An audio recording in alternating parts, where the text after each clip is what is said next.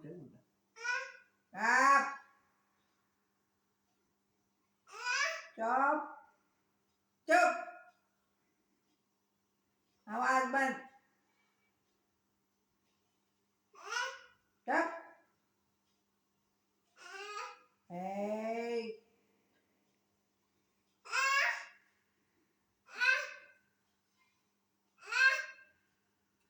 ए काय काय काय चाललंय तुझं? काय ते शेवणे काय